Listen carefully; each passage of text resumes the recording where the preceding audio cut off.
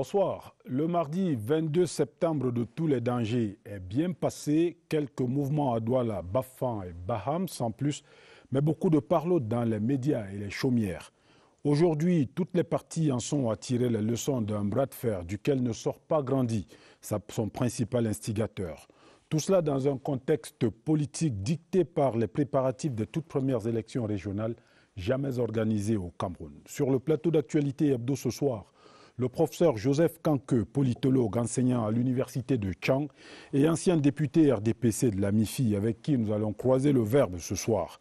Professeur Joseph Kanke, bonsoir. Bonsoir, monsieur Ibrahim. Alors, quelle lecture vous faites du communiqué qui a été publié par le gouvernement ce vendredi en réaction à, on va dire, la journée du 22 septembre? Bien, c'est une réaction attendue. La réaction du gouvernement était attendue. Et après avoir suivi ce communiqué, je me suis dit, le gouvernement a pris les taureaux par les cornes. Parce que là, dans ce communiqué, le gouvernement essaye de demander aux Camerounais de continuer à faire confiance à son excellence Paul Biya, qu'ils ont massivement élu le 7 octobre 2018, et qui est en train d'exercer, je crois, il est à la 3e année de l'exercice de ce mandat présidentiel qui va jusqu'en 2025. Il demande aux forces de l'ordre de continuer à travailler avec professionnalisme. Parce que ces forces de l'ordre ont fait montre d'un professionnalisme malgré les attaques à gauche et à droite, malgré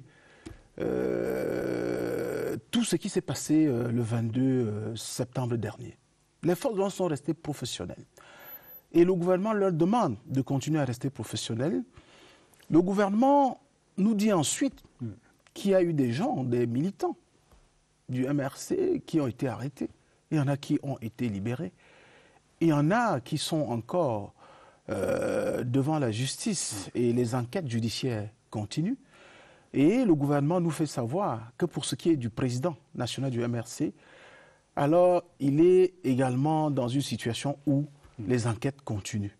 Donc moi je pense certainement que le gouvernement a bien réagi en demandant aux Camerounais de vaquer à leurs occupations et de ne pas suivre les mots d'ordre insurrectionnels, les déclarations de guerre, telles qu'on l'a entendu avant le 22, et même au cours de la journée du 22, et même après la journée du 22, parce que nous avons tous suivi le président du MRC qui a fait le bilan de cette journée, a dit que le mouvement va continuer jusqu'à la chute du régime.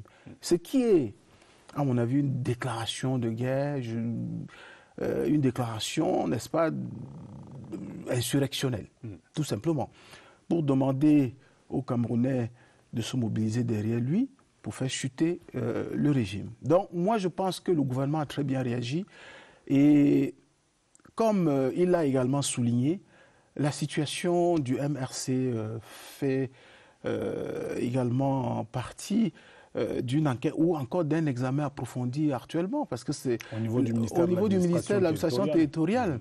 Je ne pense pas que les partis politiques soient créés pour troubler l'ordre public, déstabiliser les institutions ou encore défier les institutions de la République.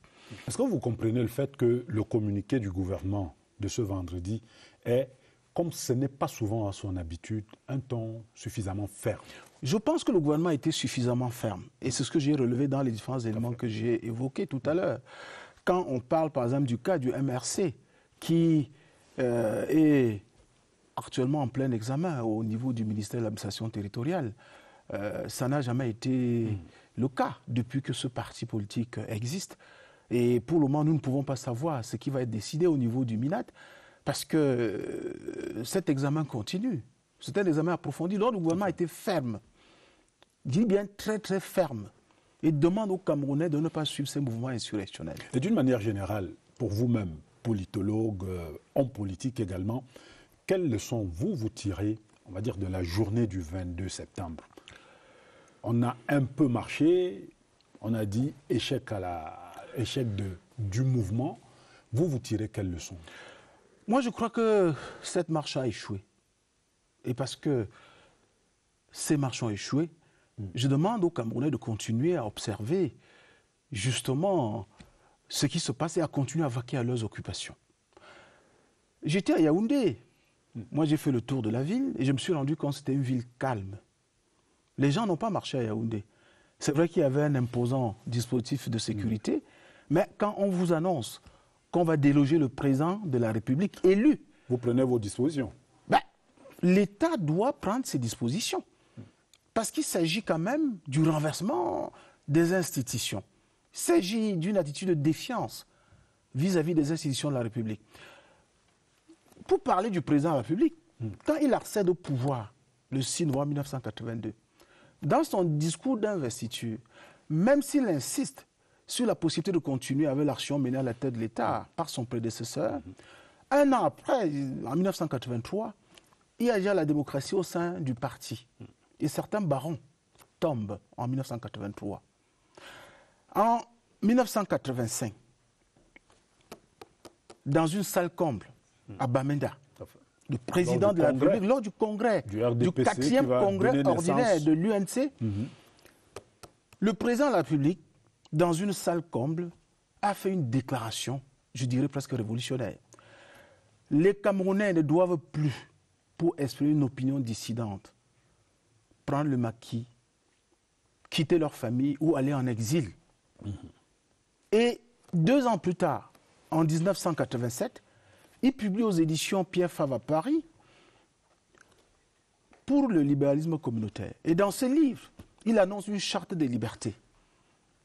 Et en 1990, ces libertés sont consacrées par les lois de la République, parmi lesquelles la loi de 90 sur la liberté d'association. Et c'est là où les partis politiques ont commencé à voir le jour. Je pense au SDF, je pense à d'autres formations politiques comme le MDR, par exemple, qui ont pris part aux élections qui ont suivi. Et en 1996, la loi constitutionnelle de 1996 est venue renforcer et clore l'arsenal juridique par rapport à ce libéralisme politique. Et depuis lors, on a assisté à des élections dans notre pays, plusieurs élections concurrentielles, législatives, municipales, présidentielles. Et quand vous avez un président qui a cette démocratie dans son âme, je dis bien cette démocratie dans son âme, moi je crois qu'il faut tout simplement travailler avec lui jusqu'à ce que les institutions qu'on a créées par rapport à cette démocratie non seulement soient renforcées dans leur existence, mais que les Camerounais puissent, dans cette école de la démocratie, véritablement apprendre des choses et les mettre en application. Oui, mais professeur, ceux qui ont organisé les marches ou qui ont appelé aux marches du 22 septembre disent aujourd'hui au Cameroun, on n'a pas d'autre moyen que de faire ainsi pour se faire entendre. Ben, en 1990, nous avons tous assisté aux opérations de ville morte, pays mort, mais le chef de l'État avait consacré, n'est-ce pas, à travers les projets de loi à l'Assemblée nationale, je dis bien, on a voté des lois sur les libertés. Et aujourd'hui, on est en démocratie. La démocratie n'est pas parfaite. Et aucun texte n'est parfait. C'est pour cela qu'il y a une possibilité d'évoluer. Absolument. Ce n'est pas parce qu'on demande sans cesse la révision du code électoral, n'est-ce pas, que tout de suite on va entrer en guerre ou en insurrection quand la réponse n'est pas apportée. Chaque chose en son temps. Ce code électoral permet déjà l'expression démocratique des Camerounais. C'est déjà une avancée significative. Mais d'autres avancées sont attendues et ces réponses seront apportées, n'est-ce pas, en temps opportun. Les demandes sont comprises par les gouvernants et je dis bien, ces réponses vont être apportées en temps opportun. Puisque quand on dit qu'on va marcher pour renverser les institutions, déloger un président démocratiquement élu, ben, c'est une insurrection. Et l'État doit prendre ses responsabilités. Et je pense que l'État a pris ses responsabilités. C'est la raison pour laquelle on n'a pas assisté, n'est-ce pas, à ces marches un peu partout dans la République. C'est difficile de parler du renversement d'un président élu dans une démocratie. Parce que quand le chef de l'État a été élu le 7 octobre 2018, ben, il est aujourd'hui détenteur d'un mandat. Il est à la 3e année d'exercice de ce mandat. Nous sommes en 2020. Le mandat présidentiel est un mandat général. Parce qu'il s'impose à tous les Camerounais. Il incarne aujourd'hui la nation camerounaise, entité abstraite, une et indivisible. C'est-à-dire que le chef de l'État est le garant. est passée. Oui, est passé. Et il faut que tous ceux-là, c'est-à-dire que nous tous, on encadre, c'est-à-dire que tous, on encadre le chef de l'État dans l'exercice de ce mandat. Qu'on suive ses directives et qu'on applique justement son programme des grandes opportunités. À mon avis, d'ici à là, on aura un bilan. Et quand on dit que c'est un mandat général, le mandat non seulement est général, mais il s'agit d'un mandat exclusif, il s'agit d'un mandat irrévocable et il s'agit d'un mandat librement exercé. On ne peut plus remettre aujourd'hui le mandat du chef de l'État en question.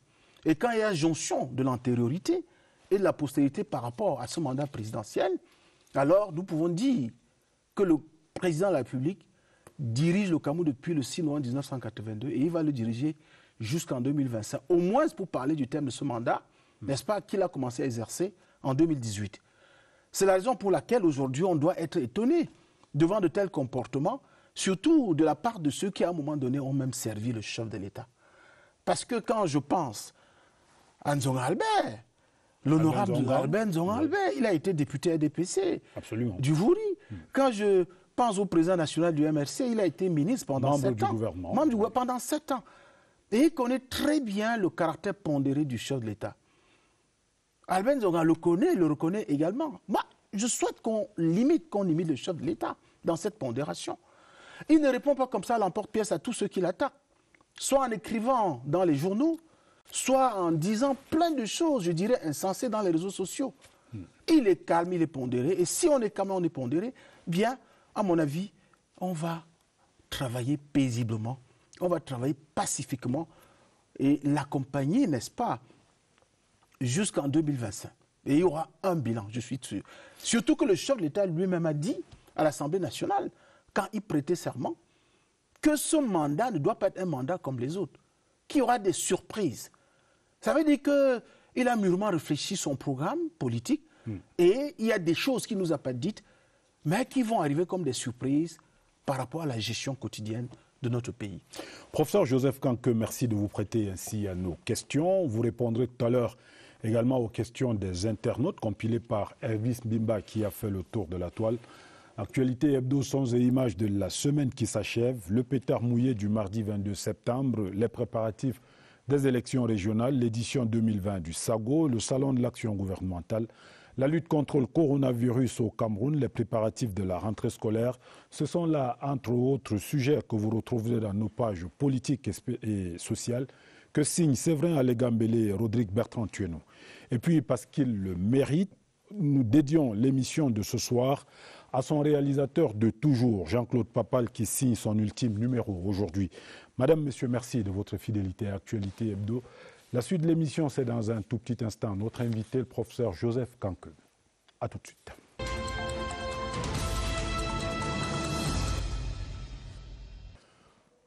Professeur Joseph Kanke, en appelant aux marches, êtes-vous de ceux qui disent que, en fait, le MRC, on va dire, a besoin de visibilité? C'est pour ça qu'il s'active beaucoup aujourd'hui, aussi bien sur les réseaux sociaux que sur le terrain. Moi, je pense que quand on a refusé d'aller aux élections, le MRC a refusé d'aller aux élections législatives et municipales de février 2020, il doit assumer. Il doit assumer. Et s'il ne peut pas assumer, ça veut dire qu'il est en train de rechercher une certaine visibilité sur le terrain politique. Parce que, normalement, il ne devrait plus aller aux élections régionales, puisqu'il n'a pas de conseils municipaux. Et la seule possibilité qui lui restait, justement, c'était de s'activer comme ça pour rechercher une certaine visibilité sur le plan politique. Parce que là, il y a des partis politiques qui vont aller à ces élections régionales du 6 décembre 2020. Je pense à l'UNDP, je pense à l'ANDP, au FSNC, et je pense à l'UDC. Et toutes ces formations politiques se préparent activement à aller aux élections. Et ils ont envoyé des listes, elles ont envoyé des listes à Elecam. Et ces listes vont être publiées d'un moment à l'autre. Donc, elles vont prendre part à ces élections parce qu'elles ont quand même été aux élections municipales et législatives de février dernier. Ces formations politiques ont des députés, pour certains d'entre elles, à l'Assemblée nationale, des conseillers municipaux et peuvent même, pour un parti politique comme l'UNDP, aspirer à diriger une région. Et c'est la raison pour laquelle ces partis politiques ont condamné ces marches du MRC avec la dernière énergie.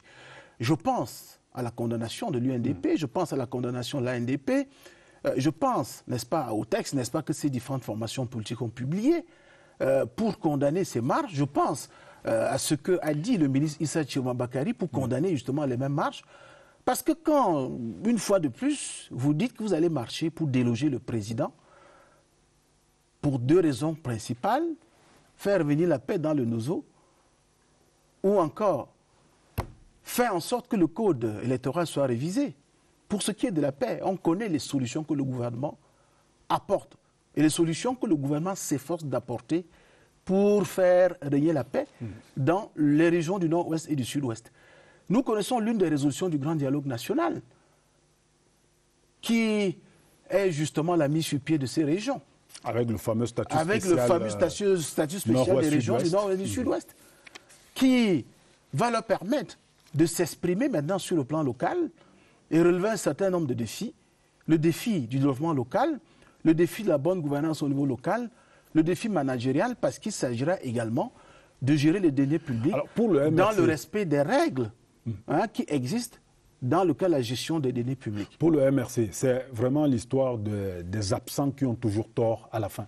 Ben, je pense, je ne suis pas dans leur esprit, mais je suis sûr que quelque part, aujourd'hui, ils doivent quand même, pour certains d'entre eux, regretter d'avoir pas pris part à ces élections législatives et municipales de février dernier. Et il y en a qui se sont d'ailleurs exprimés pour regretter justement cette attitude du président national d'avoir refusé de prendre une part effective à ces élections législatives et municipales. Vous qui enseignez le droit public, alors ce genre d'attitude-là justement, quand on dit on va aux élections, vous avez un parti politique qui dit moi je n'y vais pas.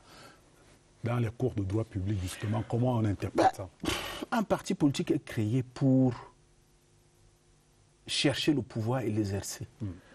Mais à partir du moment où vous refusez de chercher ce pouvoir-là à travers les élections... Et au Cameroun, c'est la voie des urnes. La voie des urnes. Il ne vous reste que la voie insurrectionnelle. Et c'est cette voie-là pour laquelle le MRC semble avoir opté. Et ce n'est pas une bonne voie.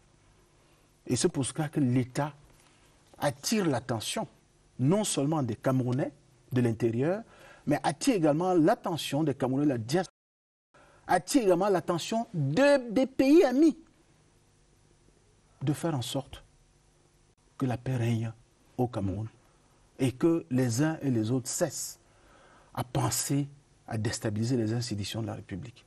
Est-ce que vous avez l'impression que MRC et dirigeants, y compris du MRC bien évidemment, ça se radicalise un peu? C'est la raison pour laquelle j'ai dit tout à l'heure que quand on a refusé d'aller aux élections, alors il ne vous reste que cette voie-là, mais c'est une mauvaise voie et c'est un peu l'extrémisme, c'est la radicalisation. Et il faut éviter cette radicalisation. Je voudrais dire au président national du MRC de faire l'économie de la radicalisation, de l'extrémisme. D'enseigner aux militantes et militants du MRC non seulement le respect des institutions, mais le renforcement de ces institutions pour qu'elles soient solides dans notre espace démocratique. Parce que si elles ne sont pas solides dans notre espace démocratique, alors si demain lui-même il accède au pouvoir, ce sera difficile pour lui d'exercer le pouvoir. Alors, je prends l'exemple du fait qu'il dit qu'il va déloger le président de la République de son pouvoir. Alors s'il déloge le président de la République, et demain, les autres Camerounais qui ne sont pas fiers de son action ou bien de son bilan à la tête de l'État décident également de le déloger, ben, on sera entré dans un cycle infernal de déstabilisation. Depuis 2018, du pouvoir. Il dit « Je suis le président élu. Nous sommes en République, il y a un chef d'État en fonction... » ce sont des expressions... Est-ce que ça ne fait pas un peu désolant? Non, ce sont des expressions, vous voyez, qui ne sont pas bonnes du tout. Parce qu'il ne saurait y avoir un système de dédoublement fonctionnel à la tête de l'État du Cameroun.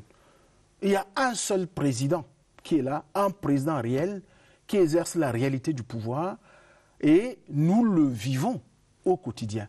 Le fait de l'appeler président élu, c'est un président tout simplement, je dirais, fictif, c'est un président virtuel, et cela relève de l'utopie et des attitudes, je dirais, fantasmatiques des réseaux sociaux, de la prestidigitation fantasmatique des réseaux sociaux.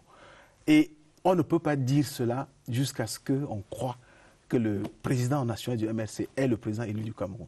Ce n'est pas possible. Le mandat du chef de l'État qu'il a obtenu le 7 octobre 2018 est un mandat, il dit bien général, parce qu'il s'impose à tous les Camerounais.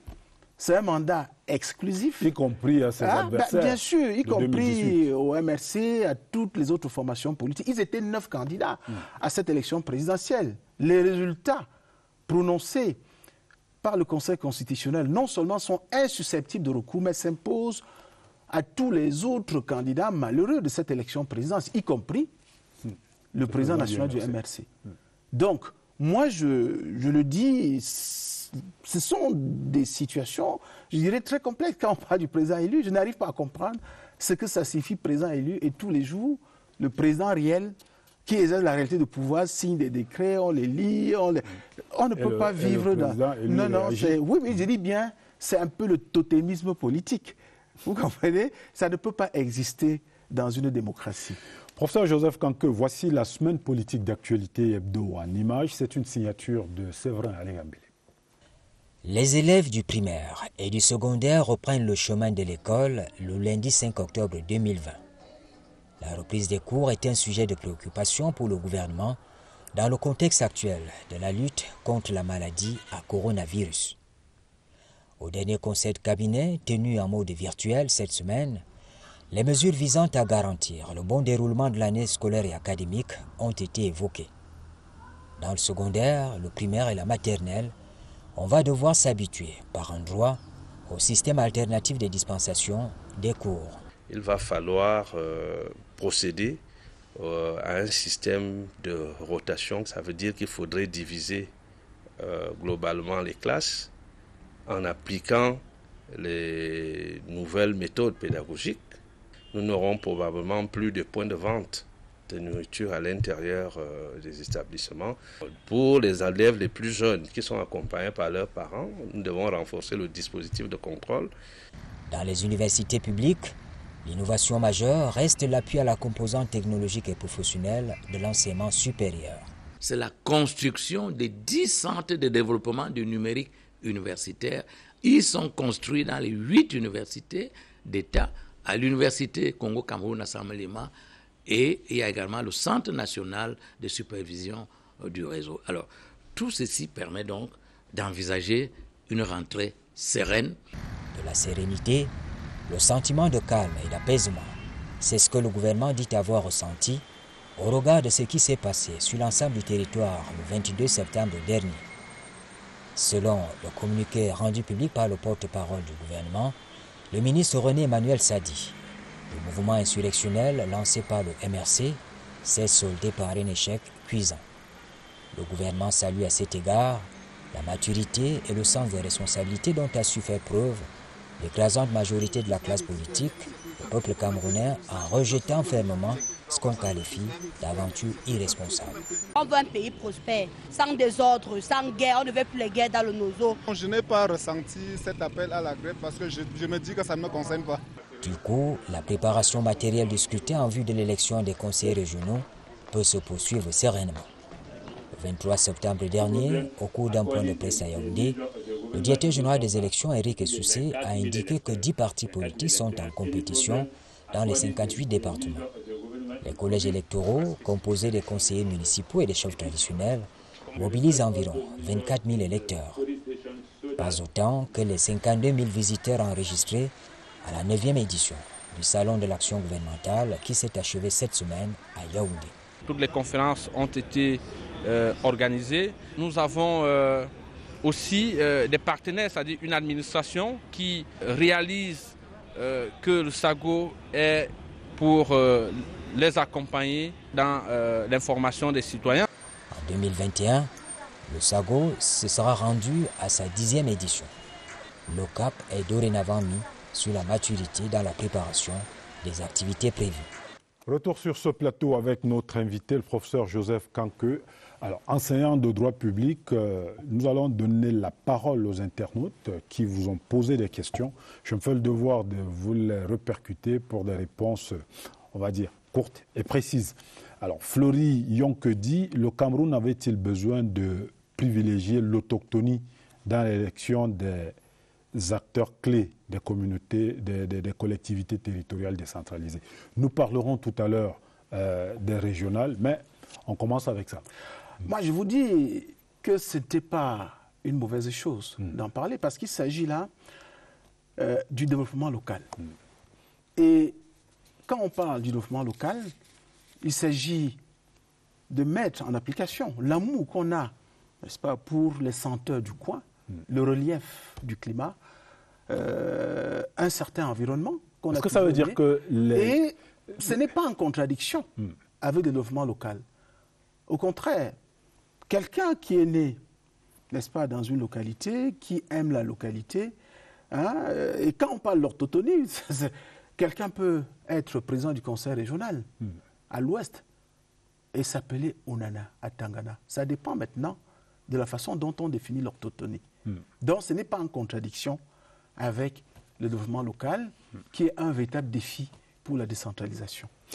Hafiz Evis dit pourquoi un état de droit interdit une marche pacifique? On revient aux marches. Bien, si on a interdit la marche de Maurice Kamto, la marche du MRC plus précisément, du 22 septembre dernier, c'est parce que derrière cette marche, ils ont dit qu'ils voulaient déloger le président élu en 2018. Et ça, c'est pas acceptable. Et c'est pas acceptable en démocratie. C'est pas acceptable en démocratie. L'article 2 de la Constitution de 1996 parle de la souveraineté. Le peuple est souverain. Seul le peuple est souverain. Et il exerce cette souveraineté soit à travers le président de la République et le Parlement, soit par voie de référendum. Le peuple s'est exprimé en 2018. Et le président élu est là, et il a été élu avec 71,28%. Ça, c'est le résultat du Conseil constitutionnel. Donc, quand il y a un résultat comme celui-là, le mandat devient irrévocable, comme je l'ai dit tout à l'heure. Donc le débat est clos. Le débat est clos. On n'a plus besoin, puisque les décisions du Conseil constitutionnel sont insusceptibles de recours. Et après ces décisions, aucune fraction du peuple, ni aucun individu ne peut s'attribuer l'exercice de la souveraineté. Et ça, c'est la loi fondamentale de notre pays qui le dit. Now or never, quelle loi adoptée pendant votre mandat peut porter votre nom? Que peut-on retenir de votre passage au Parlement en tant qu'expert du droit public? Vous avez été député J'ai été député à l'Assemblée nationale. On s'en souvient. Oui, il n'y a aucune loi qui porte mon nom, mais généralement, j'ai travaillé. Mais en général, les lois ne portent pas le nom. Bon, disons qu'un jour, ça va peut-être arriver à ce niveau. Mais j'ai beaucoup travaillé avec mon groupe parlementaire, le groupe parlementaire RDPC à l'Assemblée nationale, dans le cadre de plusieurs propositions de loi qui ont abouti à l'adoption d'un règlement intérieur à l'Assemblée nationale, qui aboutit, n'est-ce pas, à l'organisation du Congrès du Parlement. C'est une loi qui a organisé le Congrès du Parlement, et c'était une proposition de loi du RDPC à l'Assemblée nationale. J'ai beaucoup travaillé dans le cadre de cette proposition. J'ai beaucoup travaillé dans le cadre de cette proposition également qui dote l'Assemblée nationale d'un nouveau règlement. Et parce qu'il y avait dans l'ancien règlement beaucoup de choses qui étaient contraires à la Constitution. Donc nous avons travaillé dans ce sens-là, mais malheureusement, pour le moment, on n'est pas encore C'était encadré par la discipline du parti. Même pas par discipline, mais le groupe parlementaire DPC a beaucoup travaillé dans le cadre de ces deux propositions. Junior Nietzsche dit, comment expliquez-vous le fait que des marches à la base pacifiques deviennent insurrectionnelles sans que les marcheurs ne posent aucun acte de vandalisme? Si les forces de maintien de l'ordre n'étaient pas sorties, n'étaient pas professionnelles, à mon avis, on serait en train de déplorer beaucoup de choses aujourd'hui, peut-être même de nombreux morts. Mais pour le moment, si le gouvernement, dans son communiqué hier, a félicité les forces de maintien de l'ordre pour leur professionnalisme, alors c'est parce que ces forces ont travaillé pour que, effectivement, il n'y ait pas de débordement. Surtout quand on connaissait l'objectif principal des marcheurs, à savoir déloger le président de la République au palais. Gilles Kitt dit « L'usage du qualificatif insurrection pour l'appel du MRC est-il conforme aux définitions des sciences politiques et du droit ?» Non, disons qu'il y a un article de la Déclaration des droits de l'homme et du citoyen du 26 août 1789 qui parle de la résistance à l'oppression. Et généralement, quand des mouvements, des organisations parlent de l'insurrection ou encore parlent de la résistance, ils font référence à cet article 2. Mais c'est un abus d'interprétation, parce qu'en même temps, l'article 2 parle de la liberté, parle de tout ce qui a été consacré, n'est-ce pas, dans notre pays, par les lois de 90 et par la Constitution de 96. Donc, nous sommes dans un pays où les institutions, n'est-ce pas, ont été créées par la loi et où ces libertés, n'est-ce pas, existent. Mais est-ce que liberté veut dire non-respect de la loi? C'est ça, c'est ce que je voudrais dire. Donc, on ne peut pas consacrer des libertés en 1990 et aujourd'hui, puis c'est pour cela que ces libertés sont contrôlées. Nous sommes encore en train d'apprendre la démocratie. Nous avons vécu ensemble la rocambolesque élection présidentielle américaine de 2002. Il y a eu des retards dans l'acheminement de certains résultats électoraux. Bush Junior contre Al Gore. Après plus de 200 ans de pratique démocratique. C'est des choses qui ne sont pas parfaites. Mais l'homme se bat tous les jours pour corriger certaines aspérités de la vie, y compris des lois qu'on vote. Et c'est pour cela que j'ai dit tout à l'heure que le code électoral, qui aujourd'hui pose de nombreux problèmes à certaines formations politiques, et même au RDPC, ce code électoral va être révisé, tôt ou tard. Est-ce que je me fais comprendre? Ce code sera révisé, mon cher Ibrahim, ce sera révisé.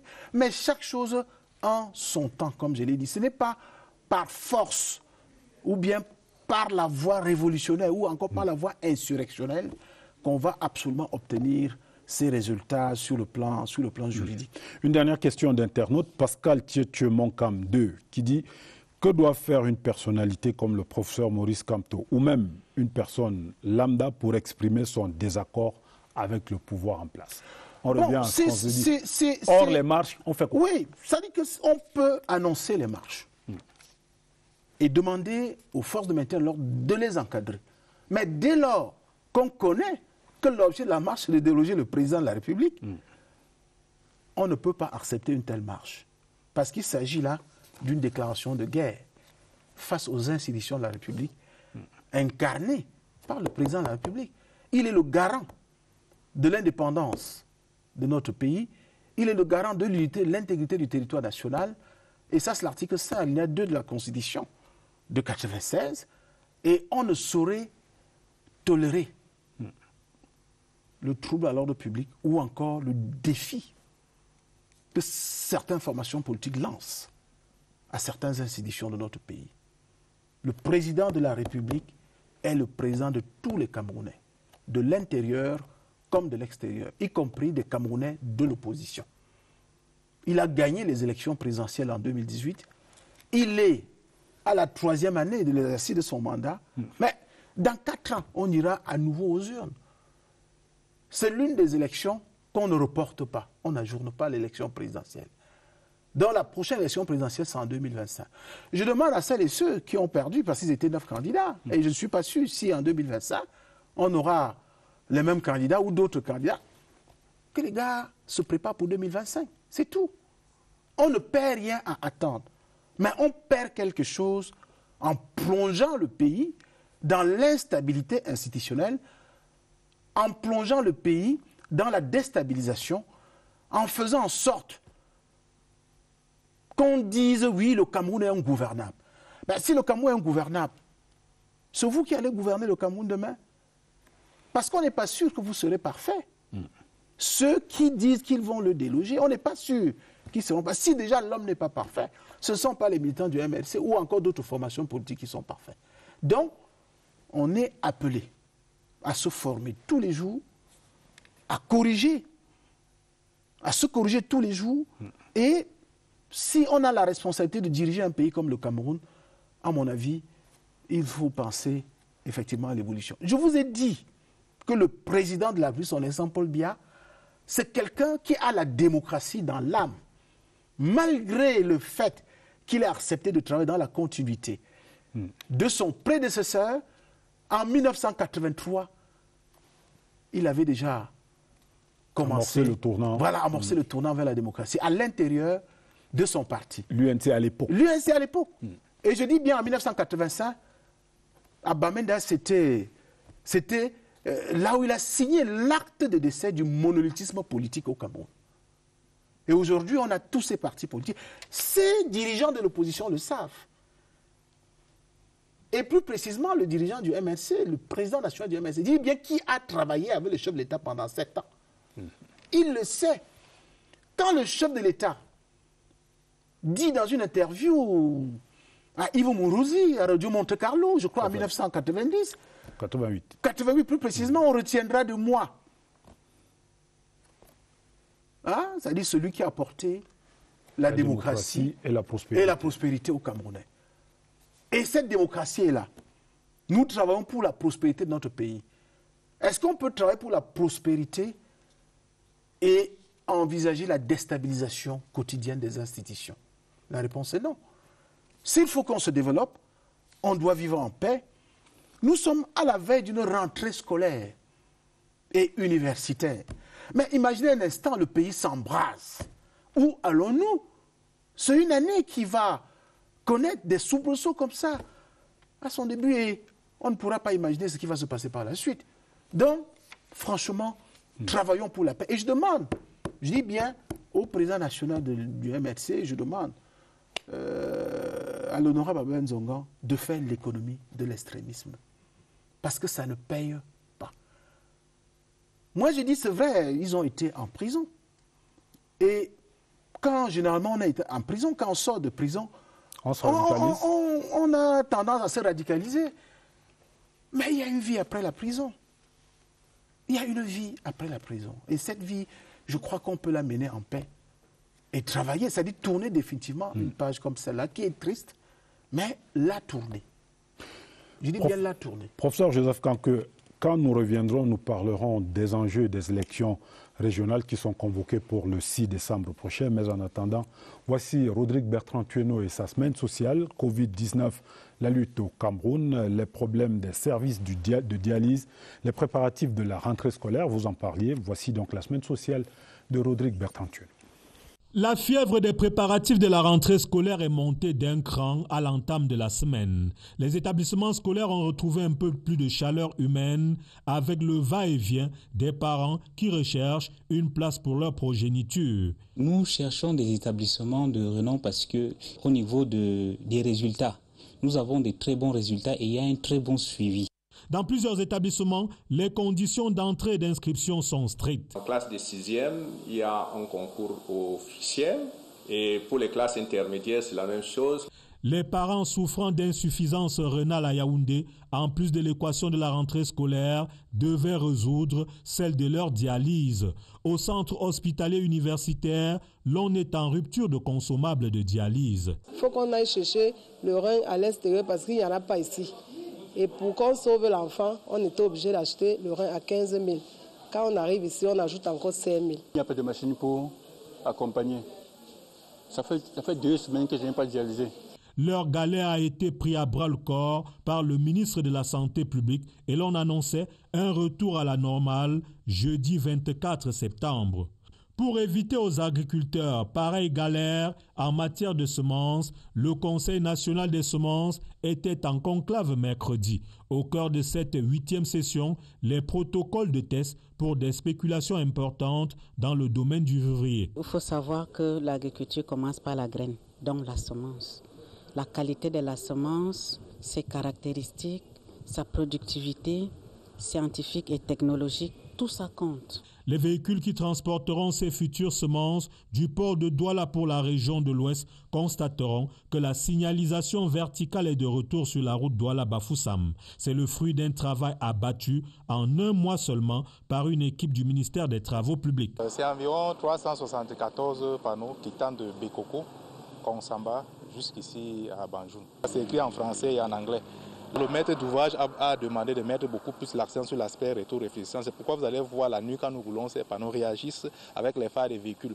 Vous pouvez les apercevoir à plus de 200 mètres. Enfin, sur le front de la pandémie du Covid-19, la semaine a conforté ceux qui penchent pour une maîtrise de celle-ci au Cameroun avec moins de 800 cas actifs. Mais attention, alerte les experts, le pays ne peut pas se targuer d'avoir déjà rompu la chaîne de contamination. Rompre la chaîne de transmission consiste à interrompre la propagation de l'épidémie en enlevant les malades parmi les personnes saines ou encore arrêter tout simplement la circulation du virus entre les personnes. Voilà la semaine sociale telle que vue par la rédaction centrale TV de la CRTV. Retour sur ce plateau avec notre invité, le professeur Joseph Kanke. Alors, professeur, nous allons maintenant parler de ces élections à venir. Le 6 décembre prochain, premières élections régionales au Cameroun. C'est quoi les enjeux? On met beaucoup en avant la décentralisation. Les enjeux, en fait, l'enjeu principal, c'est le parachèvement de notre processus de décentralisation. Au commencement était la Constitution, ou est la Constitution, du 18 janvier 1996. Dans cette Constitution, nous avons un article 1er, alinéa 2, qui parle de l'État unitaire décentralisé. Absolument. Et après, les articles 55 jusqu'à 62. Plus précisément, le titre 10 de cette Constitution parle des collectivités territoriales décentralisées. Jusqu'à tout récemment, seules les communes étaient fonctionnelles, premier échelon de la décentralisation. Aujourd'hui, le deuxième échelon, que sont les régions, sont en train d'être mises sur pied. Et ces élections auront lieu le 6 décembre prochain. Donc l'enjeu principal, c'est le parachèvement de notre processus de décentralisation. Mais cela dit, on est toujours en apprentissage. Quand on a fini de lire ces gens-là, conseillers régionaux, comment on fait pour que ce soit effectif sur le terrain, qu'on sente qu'effectivement, au niveau de la région de l'Ouest, au niveau de la région de l'Est, on s'est véritablement pris en main? C'est tout simplement la réalisation des missions de développement au niveau local. C'est la traduction dans les faits du Code général des collectivités territoriales décentralisées, cette loi du 24 décembre 2019 qui a été votée à l'Assemblée nationale et promulguée par le chef de l'État le 24 décembre 2019. Dans ce Code général, vous avez des choses que les régions doivent faire. Dès qu'ils vont être élus les conseillers régionaux le 6 décembre prochain, la première chose à faire, c'est au cours de leur session de plein droit, le deuxième mardi qui suit leur élection, ils vont mettre sur pied leur bureau. Et au niveau des bureaux, vous avez un président du conseil régional, vous avez un premier vice-président du conseil régional, vous avez 2 questeurs, 2 secrétaires et 4 commissions qui vont travailler pour ce qui est des 8 régions francophones. Vous devez savoir que pour ce qui est des spécificités des régions du Nord-Ouest et du Sud-Ouest, leurs conseils régionaux auront 5 commissions. Parce que là, il y a une importance à mettre sur l'éducation. Surtout qu'à côté des missions générales de développement local, reconnues par le Code, aux 8 régions francophones, il y a d'autres missions, n'est-ce pas, qui sont reconnues aux régions du Sud-Ouest et du Nord-Ouest. Notamment, l'élaboration et la mise en application des politiques publiques relatives aux sous-systèmes éducatifs anglophones. L'élaboration et la mise en application des politiques publiques relativement aux sous-systèmes du common law anglophone. Sans compter maintenant les missions de développement régional, sans compter, n'est-ce pas, cette sorte de médiateur de la République qui existe dans ces 2 régions et qui est ce qu'on appelle le independent conciliator. C'est-à-dire une sorte de médiateur de la République qui doit travailler au quotidien pour veiller au respect des libertés et qui lui et des droits des citoyens, des libertés et des droits des citoyens dans leur relation avec les régions du Nord-Ouest et du Sud-Ouest. Et lui est au-dessus des partis, parce que ça doit être une personnalité intègre, reconnue pour son intégrité. Et elle doit être nommée, n'est-ce pas, sur la base d'une candidature présentée par le président du conseil régional et par le représentant de l'État dans ces régions. Et à propos de ce représentant de l'État, justement, le gouverneur, oui, le gouverneur. Qu'est-ce qu'il devient finalement? Bon, le gouverneur... Il va inaugurer les chrysanthèmes? Il ne va pas inaugurer les chrysanthèmes. Le maintien de l'ordre public est très nécessaire. La tranquillité, la salubrité, voyez, la sécurité, le triptyque de l'ordre public, c'est important pour un gouverneur de région et pour un préfet de département. Si ces autorités ne sont pas là, alors on va assister au désordre. Voyez, quand on dit que c'est le même marteau qui frappe, mais on a seulement raccourci le marteau. Ça, c'est une formule d'Odilon de Baron.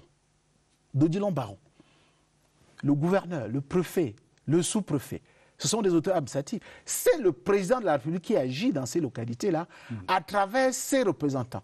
Hein, mais on a seulement raccourci le manche. C'est pour ça qu'on parle de déconcentration par opposition à la décentralisation.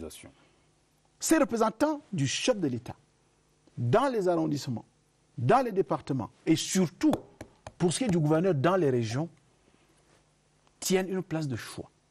Et comment éviter ce qu'on pourrait appeler des sortes de bras de fer qui pourraient subvenir les lois existent. Et les lois existent. Le président des les régions, lois existent. Il suffit d'appliquer les lois. Il faut que le représentant de l'État connaisse jusqu'où il peut aller.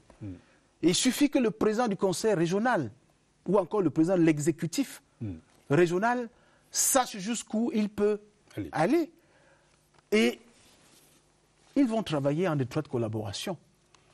Encore que le représentant de l'État dans ces régions peut convoquer une session extraordinaire du conseil régional avec un ordre du jour bien déterminé. Vous voyez, une session qui ne peut pas dépasser 3 jours. Voilà, il faut le préciser. Ça. Donc, moi, je conseille à tout le monde, à tous les Camerounais, de bien lire et relire le Code général des collectivités territoriales décentralisées. En lisant ce code tous les jours et en essayant de le comprendre. Moi, je suis sûr qu'ils vont même passer aux actions de formation des conseils régionaux, et c'est important, parce que c'est des textes à comprendre avant de mettre en application. Et nous sommes dans l'implémentation de ces conseils régionaux et on doit faire très attention. Il faut un personnel qualifié. Il faut, et nous avons déjà des représentants, et je crois que chaque formation politique a dû choisir des représentants capables, non seulement d'implémenter justement ces régions, mais de faire en sorte que le Code général des collectivités territoriales décentralisées soit bien appliqué sur le terrain. S'il est bien appliqué sur le terrain, on n'aura pas ce problème que vous évoquez entre le gouverneur, représentant de l'État au niveau de la région, et l'exécutif régional, à la tête duquel se trouve un président du conseil régional. Une dernière question, professeur. Alors, la décentralisation, on nous la présente comme étant véritablement la solution aux problèmes locaux ou de gouvernance locale dans nos différentes régions. Vous y croyez véritablement? Vous dites que quand on entrera véritablement dans la décentralisation, après l'élection des conseils régionaux, les régions vont véritablement décoller? De toute façon, c'est le souhait de tout le monde. C'est le souhait de tout le monde. Parce que de toute façon, quand on dit que les 2 régions du Nord-Ouest et du Sud-Ouest ont un statut particulier spécial, je vous dis en quoi consiste cette spécificité.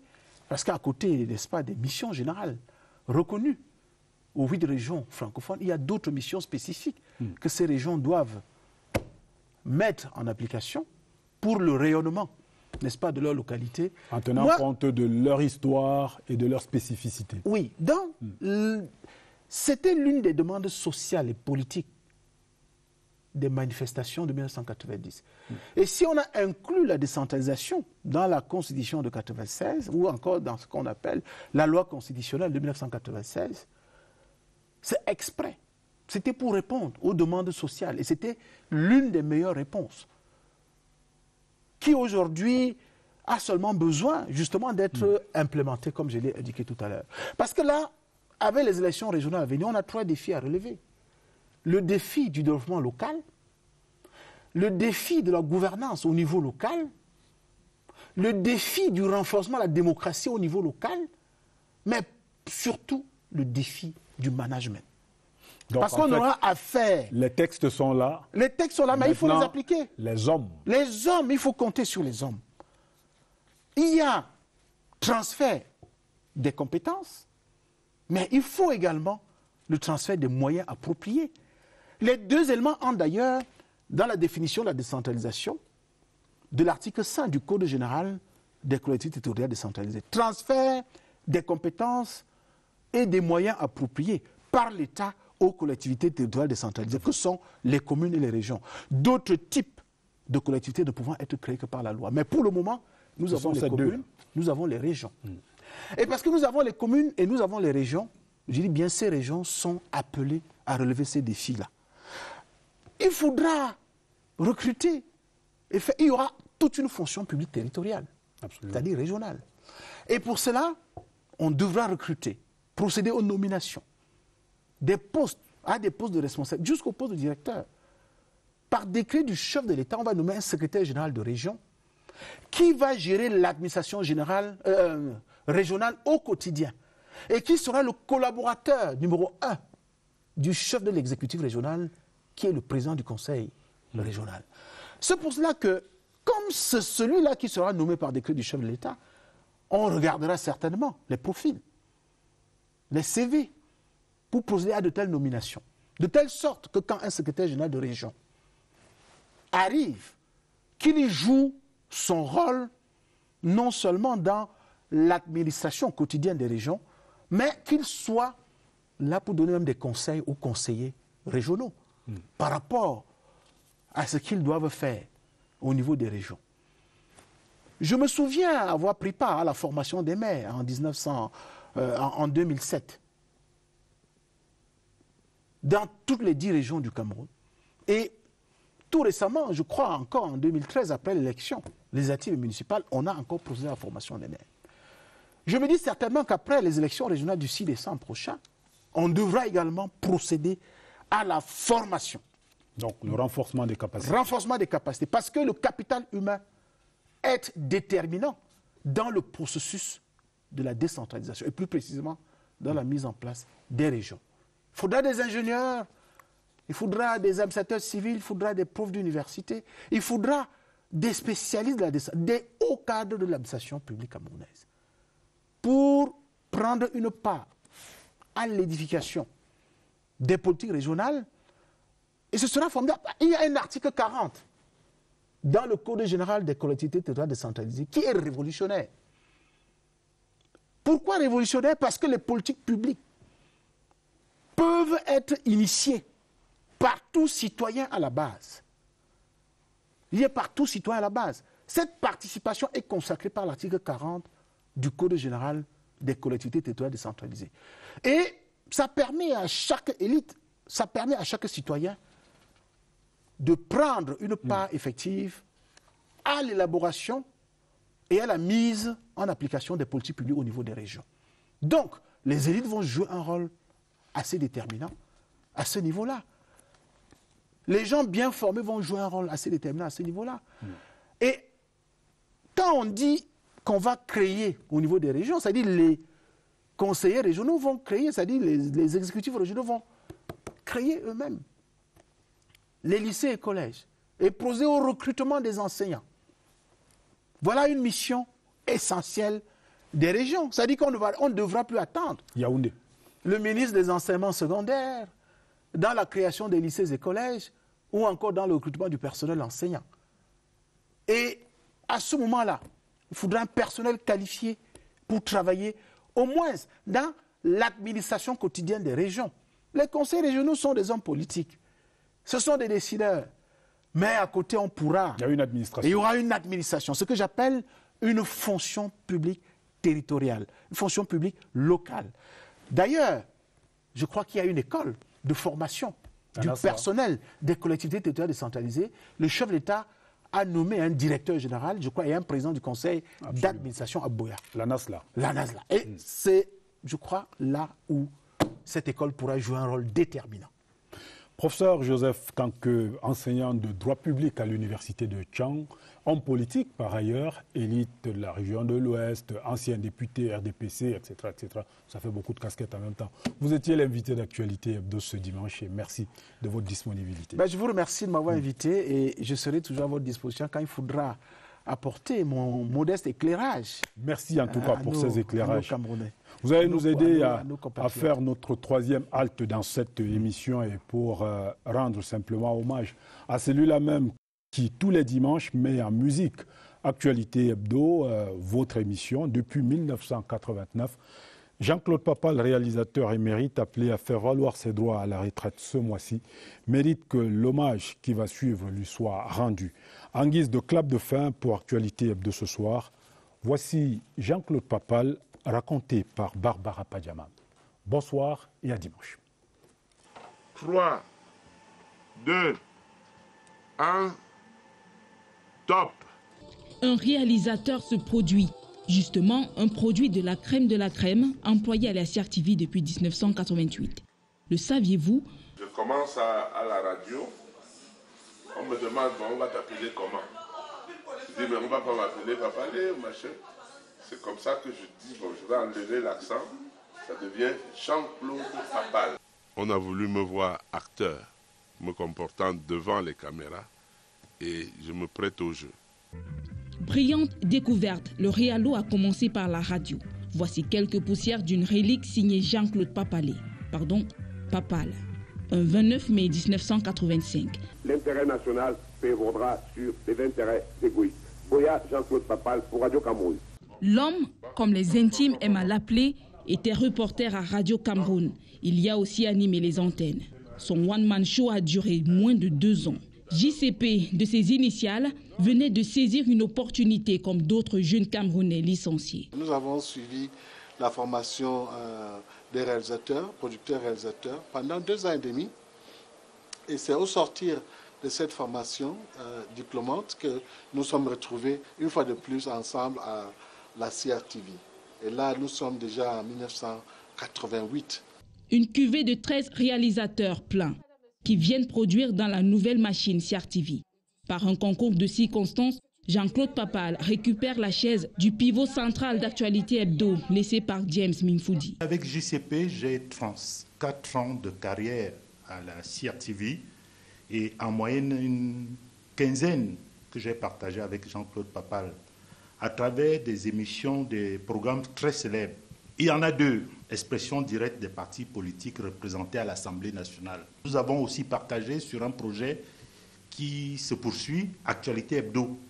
Le doyen a réalisé Norbert, Didier, Adèle, Alain, jusqu'à Ibrahim. Il a connu tous les présentateurs de l'émission. Jean-Claude Papal est véritablement la mémoire de Actualité Hebdo, qui est l'une des émissions phares de la maison. Il a fait cette émission sans jamais se plaindre, sans jamais sauter un dimanche, sans jamais prétexter une maladie.